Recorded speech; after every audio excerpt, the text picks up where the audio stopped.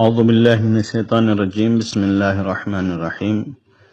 صفحہ نمبر 46۔ صفحہ نمبر 46 میں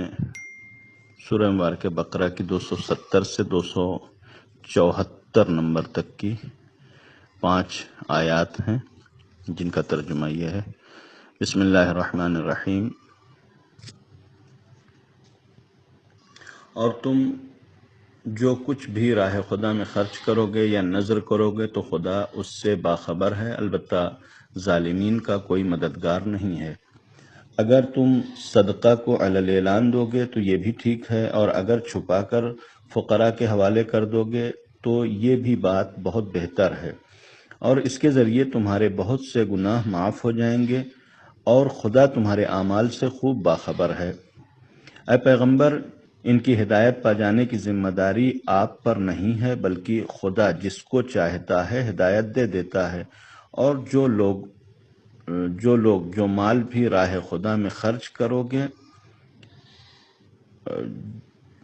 وہ دراصل اپنے ہی لیے ہوگا،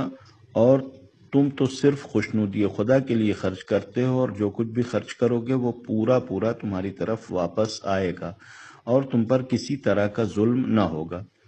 یہ صدقہ ان فقراء کے لیے ہے جو راہ خدا میں گرفتار ہو گئے ہیں اور کسی طرف جانے کے قابل بھی نہیں ہیں۔ ناواقف افراد انہیں ان کی حیا اور عفت کی بنا پر مالدار سمجھتے ہیں، حالانکہ تم آثار سے ان کی غربت کا اندازہ کر سکتے ہو، اگرچہ یہ لوگوں سے چمٹ کر سوال نہیں کرتے ہیں۔ اور تم لوگ جو کچھ بھی انفاق کرو گے خدا اسے خوب جانتا ہے۔ جو لوگ اپنے اموال کو راہ خدا میں رات میں دن میں خاموشی سے اور علی الاعلان خرچ کرتے ہیں، ان کے لیے پیش پروردگار اجر بھی ہے، اور انہیں نہ کوئی خوف ہوگا اور نہ حزن۔ یہ سورہ مبارکہ بقرہ کی آیات ہیں کہ جس میں سے 270 نمبر کی آیت، جس میں پروردگار عالم یہ اعلان فرما رہا ہے کہ جو بھی تم راہ خدا میں خرچ کرو گے خدا اس سے واقف ہے، چاہے تم کم خرچ کرو، زیادہ خرچ کرو، خراب دو، اچھا دو، حلال دو، حرام دو، خلوص کے ساتھ خرچ کرو، ریاکاری دکھاوے کے لیے خرچ کرو، منت اور اذیت کے ساتھ خرچ کرو، یعنی خرچ کر کے احسان جتاؤ، دو لوگوں کو اذیت کرو، یا بغیر منت اور اذیت کے خرچ کرو، اللہ اس سے تمام حالات سے واقف ہے۔ لہذا تم کو خرچ کرتے وقت جو خیال رکھنا ہے، اس بات کا خیال رکھنا ہے کہ تم جس کے لیے خرچ کر رہے ہو، چونکہ عام طور سے یہ لفظ انفاق کے ساتھ فی سبیل اللہ آتا ہے کہ راہ خدا میں خرچ کر رہے ہیں، تو چونکہ تم راہ خدا میں خرچ کر رہے ہو تو بس راہ خدا میں خرچ کرو اور خدا ہی کا خیال رکھو۔ دوسری چیزوں کا خیال انسان کے ذہن میں نہیں آنا چاہیے، خاص طور سے انسان اس محتاج یا غریب جس کو مال دیتا ہے اس کو ان تمام معاملات سے بالکل ہٹا دے کہ اس کا کوئی انٹرفیئر، اس کی کوئی دخالت نہیں ہے، یعنی ہم نے کس کو دیا ہے، کیسے دیا ہے، یہ ساری چیزیں انسان بھول جائے، اس لیے کہ ہم نے جو دیا ہے وہ اس شخص کو نہیں دیا ہے کہ جو محتاج ہے، بلکہ خدا کو دیا ہے، اور ہمارا اور خدا کے درمیان کا معاملہ، اس میں کوئی تیسرے کو مثلا ہم کو نہیں لانا چاہیے۔ لہذا اگر ہم دے رہے ہیں تو بہرحال خدا کے راہ میں دے رہے ہیں، خدا کو دے رہے ہیں، اور اس سے جو ہے وہ دوسروں کے کو بالکل الگ رکھنا چاہیے، یعنی نہ جس کو دیا ہے اس کے اوپر منت اور سماجت کر کے اپنے اجر کو ضائع کریں، اور نہ کسی دوسرے کے اوپر جو ہے وہ اس بات کو ظاہر ہونے دیں کہ نہیں معلوم، یعنی مثلا ہم نے یہ جو ہے وہ نیکی کیا ہے، اس لیے کہ یہ کام ہم نے کیا ہے، خدا کے لیے کیا ہے، تو ہم جانے اور خدا جانے۔ لہذا پروردگار عالم یہاں اطمینان دلاتا ہے کہ تم جو بھی خرچ کر رہے ہو وہ اللہ جانتا ہے، یا اگر خرچ نہیں کیا ہے، تم نے ابھی نذر کیا ہے، منت مانی ہے کہ ہم راہ خدا میں خرچ کریں گے، تو وہ خدا جانتا ہے، یعنی تمہیں بلا وجہ کسی کے سامنے ظاہر کرنے کی ضرورت نہیں ہے۔ وَمَا لِلظَّالِمِينَ مِنْ أَنصَارٍ، اور ظالمین کا کوئی مددگار نہیں ہے۔ ظالم یہاں کون لوگ ہوں گے؟ ایک تو وہ ہیں کہ جو راہ خدا میں خرچ کرتے ہیں، یا یہ کہ نظر کرتے ہیں اور منت مانتے ہیں کہ ہم مثلا یہ خرچ کریں گے۔ اس کا دوسرا طبقہ وہ ہے کہ جو خرچ نہیں کرتا۔ کس بنیاد پر خرچ نہیں کرتا؟ بخل ہے اس کے اندر، یعنی کنجوسی ہے، اس کی وجہ سے وہ خرچ نہیں کر رہا ہے۔ یہ طبقہ بھی ظالم لوگوں میں شمار ہوتا ہے۔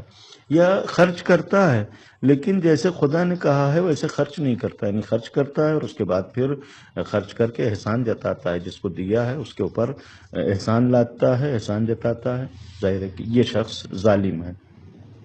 ریاکار انسان ظالم ہے، یعنی خرچ کرتا ہے راہ خدا میں لیکن حتماً دوسروں کو سامنے لا کر اور دوسروں کو جتا کر، دوسروں کو دکھا کر، تاکہ لوگوں کو ایسا لگے کہ یہ انسان خرچ کر رہا ہے۔ اور ظاہر ہے کہ یہ انسان بھی خرچ تو کر رہا ہے لیکن اس کے اجر سے گویا دور ہے، اس کو وہ اجر ملنے والا نہیں ہے۔ یہ جو لوگ خرچ نہیں کرتے ہیں، یہ بہرحال ان کا ظلم یہ ہے کہ یہ سماج کے اوپر ظلم کر رہے ہیں، سماج کے اس طبقے کے اوپر ظلم کر رہے ہیں کہ جو محتاج ہے، ضرورت مند ہے۔ یعنی اگر یہ اپنے مال کو خرچ کریں راہ خدا میں اور راہ خدا میں دیں تو ظاہر ہے کہ وہ سماج جو ضرورت مند ہے اس کی ضرورتیں دور ہو جائیں گی اور اس کو کوئی ضرورت نہیں رہ جائے گی۔ اس طریقے سے بہرحال اگر انسان نہیں کرتا ہے خرچ تو اس طبقے کے اوپر ظلم کر رہا ہے، اور دوسرا خود اپنے اوپر بھی ظلم کر رہا ہے کہ انسان اگر مال خرچ نہیں کر رہا ہے تو اس کو اکٹھا کر کے رکھے گا، اکٹھا کرنے کے بعد پھر حساب کتاب بھی آخرت کا سنگین ہوگا۔ تو آخرت میں جو حساب و کتاب سنگین ہوگا وہ اس کے عمل کی وجہ سے ہے، تو ظاہر ہے کہ خود اپنے نفس کے اوپر یہ ظلم کر رہا ہے۔ یا جو لوگ غلط جگہ پر مال صرف کرتے ہیں، غلط جگہ سے مراد یہ ہے کہ مثلا ایک تو یہی کہ بہت سارے مثلا لوگ ایسے ہیں کہ جو رقوم شرعیہ، ایک شوق ہوتا ہے کہ ہم بیٹھے ایک ملک میں ہیں اور دوسرے ملک میں جو ہے وہ ضرورت پڑی وہاں پر ہم رقوم شرعیہ بھیجتے ہیں، جبکہ فقہا کہتے ہیں کہ نہیں، تمام رقوم شرعیہ ایسے ہیں کہ جب تک جس شہر میں یہ رقم نکالی گئی ہے اس شہر میں ضرورت مند لوگ ہیں اور اس کے مستحق موجود ہیں، دوسری جگہ آپ ٹرانسفر نہیں کریں۔ لیکن ہمیشہ یہ چیزیں بہرحال دیکھنے میں آتی ہیں کہ مال ادھر سے ادھر ہوتا رہتا ہے۔ اس سے بہت سختی سے انسان کو پرہیز کرنا چاہیے۔ لہٰذا ممکن ہے کہ جو خرچ ہو رہا ہے بہرحال وہ بھی مورد صحیح ہو، لیکن صرف اس بنیاد پر کہ جہاں خرچ ہونا تھا، جس شہر میں خرچ ہونا تھا اس شہر میں نہیں کر کے دوسرے شہر میں بھیج رہے ہیں، تو یہ بھی ایک قسم کا ظلم ہے، یعنی ان لوگوں کے حق میں کہ جو اس شہر میں مستحق موجود ہیں۔ اور خاص طور سے جو لوگ بھی رقوم شرعیہ رکھتے ہیں اور جن کے پاس ہے اور مثلا خمس زکوٰۃ نکالتے ہیں اور پھر اس کے بعد مستحق تک دینے کا معاملہ ہوتا ہے، وہ نکالنے کے بعد ایسے مطمئن ہو جاتے ہیں جیسے فریضہ ادا ہو گیا۔ نہیں، فریضے کی ادائیگی گویا ڈیپینڈ ہے اس بات کے اوپر کہ ہم یہ مال مستحق تک پہنچا دیں۔ لہذا صرف اور صرف خمس نکال دینا کافی نہیں ہے، زکوٰۃ ادا کر دینا کافی نہیں ہے، بلکہ جب تک مستحق تک نہ پہنچ جائے ابھی نہیں نکلا ہے، یعنی مال الگ کرنے سے خمس نہیں نکل جاتا، مال الگ کرنے سے زکوٰۃ نہیں نکل جاتا۔ لہذا مستحق کو تلاش کرنا اور مستحق تک رقم پہنچانا یہ خود اس انسان کی ذمہ داری ہے کہ جو خمس یا زکوٰۃ نکال رہا ہے۔ اس کے بعد پھر یہ بیان کیا کہ اگر تم جو ہے وہ صدقات علانیہ دو تو بھی بہت اچھا ہے، ظاہر نہیں کرو اور مخفی طور پر دو تو بھی جو ہے وہ اچھا ہے، اس کے ذریعے پروردگار عالم تمہارے گناہوں کا کفارہ اس کو قرار دے گا، اس نیکی کو، یعنی تمہاری جو ہے وہ تمہارے گناہوں کو پروردگار عالم ختم کر دے گا یا کم کر دے گا، یعنی گناہوں میں سے کچھ چیزیں پروردگار عالم معاف کر دے گا۔ یہ جو ابدا اور اظہار کا معاملہ ہے کہ ظاہر کرنا، یہ ظاہر کرنا اور ریاکاری ان دونوں میں نیت کا فرق پایا جاتا ہے۔ ایک مرتبہ ہم ظاہر کرتے ہیں اس معنی میں تاکہ لوگ ایسے سمجھیں کہ ہم جو ہے وہ یہ کام کر رہے ہیں، ایک مرتبہ ظاہر کرتے ہیں اس لیے کہ لوگوں کو پتہ چلے، لوگوں کے اندر بھی شوق ہو کہ وہ راہ خدا میں کچھ خرچ کریں۔ اب یہ معاملہ ایسا ہے کہ انسان کی نیت کی بات ہے، لہٰذا انسان خود بہتر جانتا ہے اور انسان کو خود اپنے نیت کے اوپر کنٹرول رکھنا چاہیے۔ ہم نہیں، یعنی ہمیں کوئی حق حاصل نہیں ہے کہ ہم یہ فیصلہ کریں کہ ایک انسان نے اگر ظاہر میں صدقہ دیا ہے تو ہم فیصلہ کر کے بتائیں کہ اس نے ریاکاری کیا ہے یا جو ہے وہ کھلم کھلا یا علانیہ نیکی کیا ہے، تاکہ دوسروں کے لیے جو ہے وہ تشویق ہو سکے، دوسروں کو شوق حاصل ہو سکے۔ بہرحال وہ انسان جس نے یہ کام کیا ہے وہ خود بہتر جانتا ہے، لہذا صرف اظہار کرنے سے وہ ریاکاری نہیں ہو جاتی۔ حتیٰ کبھی اظہار نہ کرنے میں ریاکاری اس طریقے سے انسان کرتا ہے کہ مثلا جو ہے وہ مسجد میں چندہ دیتا ہے اور اس کے بعد پھر کہتا ہے کہ نہیں، نام نہیں لکھنا بلکہ بندہ خدا لکھ دینا، اور اس کے بعد پھر 50 جگہ بیٹھ کے خود جو ہے وہ بتایا کرتا ہے کہ ہم نے مسجد میں چندہ دیا تو اپنا نام بھی نہیں لکھوایا ہے بلکہ ہم نے بندہ خدا لکھوایا ہے۔ یعنی جب آدمی لسٹ میں بندہ خدا دیکھے گا پتہ چل جائے گا کہ فلاں آدمی وہی بندہ خدا ہے۔ تو یہ ایک طریقے کا کی ریاکاری ہے، اس سے جو ہے وہ یہ مخفی کاری، یعنی یہ مخفی کاری نہیں ہے کہ انسان چھپا کے صدقہ دے رہا ہے، بلکہ چھپانے سے مراد یہ ہے کہ انسان جو روایات میں بیان کیا گیا ہے کہ اگر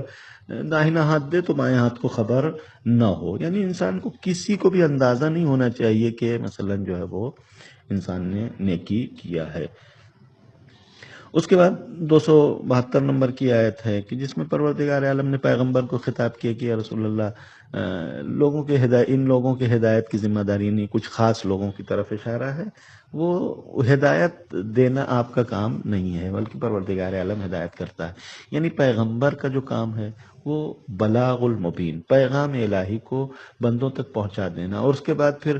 بندے اس کو مانیں گے یا نہیں مانیں گے، یعنی مانیں گے تو ہدایت پائیں گے، نہیں مانیں گے تو بہرحال ہدایت سے دور ہوں گے۔ یہ کام جو ہے پروردگار عالم کا ہے کہ خدا جس کو توفیق دیتا ہے وہی وہ انبیاء کے پیغام کو قبول کرتا ہے اور ہدایت یافتہ ہوتا ہے، ورنہ انسان گمراہ رہ جاتا ہے۔ اس آیت کے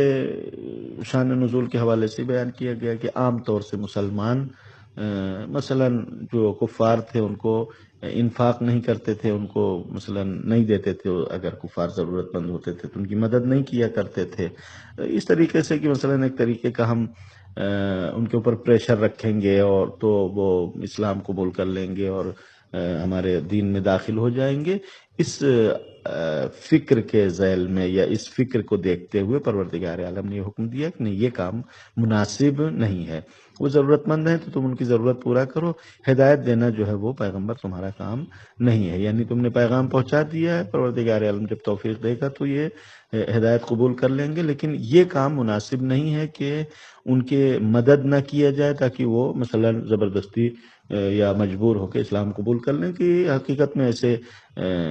مجبوری کا اسلام اس کا کوئی معنی بھی نہیں ہے، اس کی کوئی حقیقت بھی نہیں ہے۔ یا بعض لوگوں نے یہ شان نزول بیان کیے کہ خاتون اسما نام کی خاتون تھی اور وہ مکے پیغمبر کے ساتھ گئی تھی سفر میں،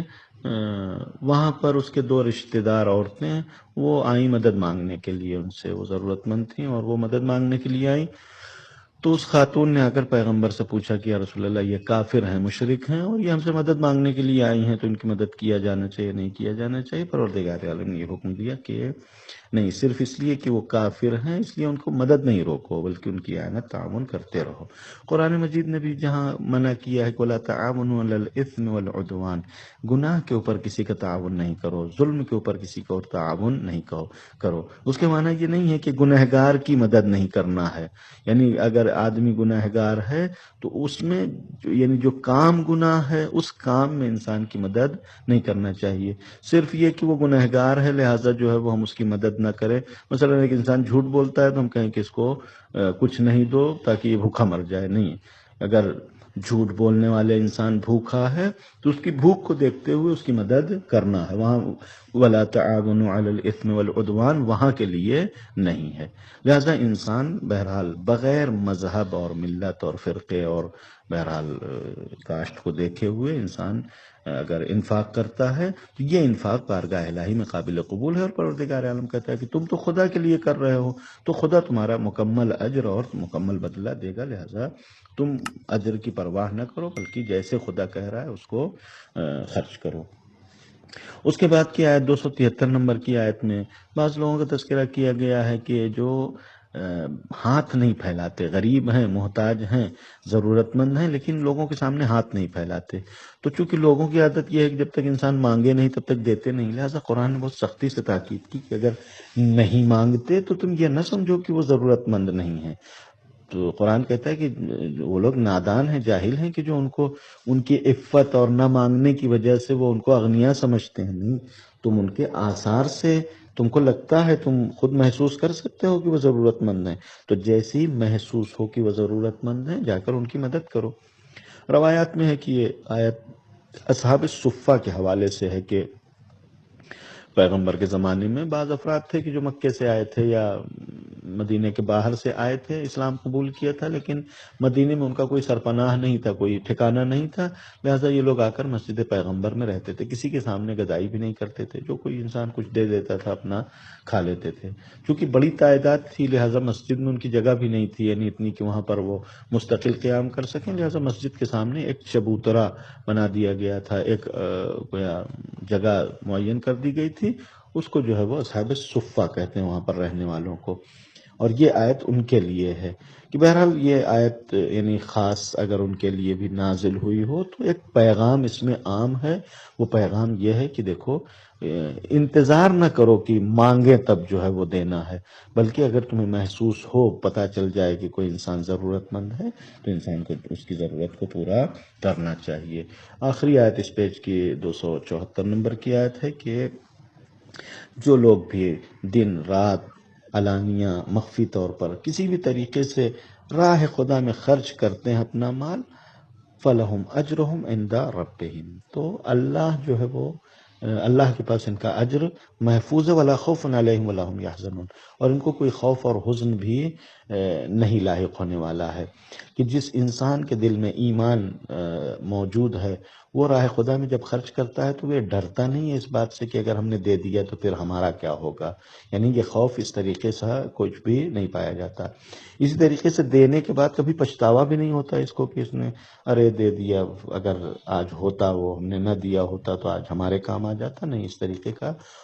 کوئی غم پچھتاوا بھی ان کو نہیں ہوتا. بعض روایات میں اشارہ کیا گیا کہ مولا کائنات کے پاس 4 درہم موجود تھے. مولا کائنات نے 1 درہم رات میں صدقہ دیا، 1 جو ہے وہ دن میں صدقہ دیا، 1 مخفی طور پر صدقہ دیا، اور 1 جو ہے وہ علانیہ طور پر صدقہ دیا. تو یہ آیت نازل ہوئی، یعنی مولا کائنات کی شان بیان کرتی ہے کہ الذین ينفقون اموالهم باللیل والنہار، رات میں خرچ کرتے ہیں، دن میں خرچ کرتے ہیں، مخفی طور پر خرچ کرتے ہیں اور علانیہ خرچ کرتے ہیں. کہ یقیناً مولا کائنات جیسا راہ خدا میں انفاق کرنے والا کوئی بھی ہو بھی نہیں سکتا ہے. کہ مولا کائنات نے جان مال سب کچھ اپنا راہ خدا میں قربان کیا. والسلام علیکم ورحمۃ اللہ وبرکاتہ.